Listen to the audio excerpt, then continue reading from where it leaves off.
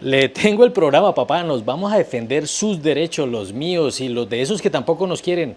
Nos vamos a marchar el 1 de mayo, el Día del Trabajo, y usted también. Pero eso es saliendo de la comodidad digital, porque a punta de redes sociales y tendencias no es la vuelta. Es en la calle donde está la gente real que vamos a defender los derechos que nos quitaron. Claro, mano. Para que usted, el uribista, cualquier persona, trabaje el tiempo justo y si va a trabajar más, pues que le paguen lo que es. Claro que sí. Marchamos para que los dominicales y los festivos los paguen completos, porque uno va a trabajar completico, ¿o no? Claro que sí. Por las pymes, para impulsar su crecimiento. Claro que sí, y con toda la razón. Por los trabajadores independientes, los trabajadores de plataforma, por los practicantes del SENA, las madres comunitarias, por la clase trabajadora en general, sin importar su pensamiento político. Obvio, bebé. Por esto y para que todos comprendan el poder de la consulta popular, el 1 de mayo vamos todos a las calles. Claro, mano.